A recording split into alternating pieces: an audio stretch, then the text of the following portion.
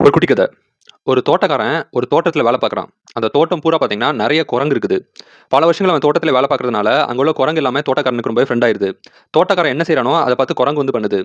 தோட்டக்காரனுக்கு பார்த்தீங்கன்னா, ஒரு நாள் அவசரமா வெளியூர் போற வேலை வருது. அதனால தோட்டக்காரன் என்ன பண்றான்னா, அ செடிகளுக்கெல்லாம் தண்ணி ஊத்தணும்னு சொல்லிட்டு குரங்குக்கு வந்து ட்ரெயின் பண்றான். குரங்குகிட்ட வந்து, "நீங்க செடியில மட்டும் எனக்கு தண்ணி ஊத்தி வச்சுருங்க" அப்படின்னு சொல்லி குரங்குகிட்ட வந்து சொல்றான்.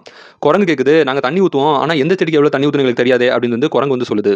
உடனே தோட்டக்காரன் சொல்றான், "சின்ன வேரா இருந்தா கொஞ்சமா தண்ணி ஊத்துங்க. பெரிய வேரா இருந்தா அதிகமா தண்ணி ஊத்துங்க" அப்படின்னு சொல்லிட்டு அவன் கிளம்பி ஊருக்கு போயிட்டான். ஊருக்கு போயிட்டு வந்து பார்த்தா, தோட்டமே பார்த்தீங்கன்னா, ஃபுல்லா எல்லாமே டேமேஜ்டா இருக்குது. எல்லாமே வந்து ஃபுல்லா எல்லா செடியும் வந்து வெளிய கிடக்குது. என்னடான்னு குரங்குகிட்ட போய் கேட்டா, குரங்கு வந்து சொல்லுது, சின்ன வேர்ல இருந்தா நீங்க கம்மியா ஊத்த சொன்னீங்க. பெரிய வேரா இருந்தா அதிகமா ஊத்த சொன்னீங்க. அது எது சின்ன வேர், எது பெரிய வேர்ன்னு தெரியல. அதனால நான் வந்து செடிய புடுங்கி பார்த்து வந்து தண்ணி ஊத்தலாம்ன்னு சொல்லி செடிய புடுங்கி பார்த்தேன்" அப்படின்னு எல்லா குரங்கும் வந்து சொல்லுச்சா. இந்த கதை மூலமா என்ன சொல்ல வராங்கன்னா, யாருக்கு எந்த வேலை குடுக்கணும் அப்படிங்கிற ஒரு விஷயம் வந்து நம்மளுக்கு தெரியணும்.